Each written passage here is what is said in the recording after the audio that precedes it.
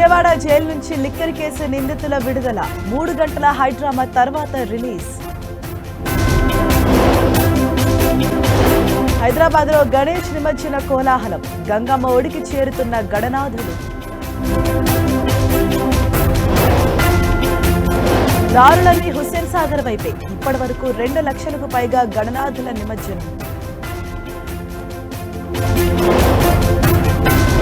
ఓవైపు నిమజ్జన సందడి, మరోవైపు వ్యర్థాల తొలగింపు. హైదరాబాద్ లో ముమ్మరంగా శానిటేషన్ డ్రైవ్. ముంబైలో గణేష్ నిమజ్జన సందడి, గణనాథులకు భక్తుల వీడ్కోలు.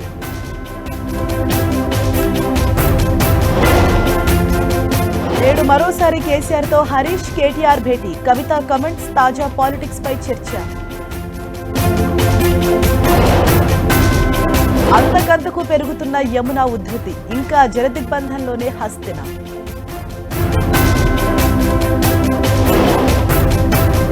ఎల్లుండి పంజాబ్ కు ప్రధాని మోదీ, వరద ప్రాంతాల్లో పర్యటన, బాధితులకు పరామర్శ.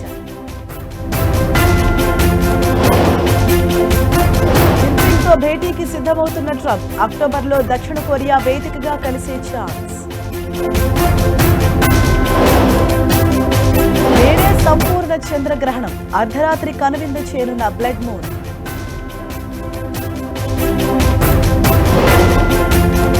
చంద్రగ్రహణం కారణంగా ఆలయాల మూసివేత, తిరుమల శ్రీవారి దర్శనానికి 12 గంటల విరామం.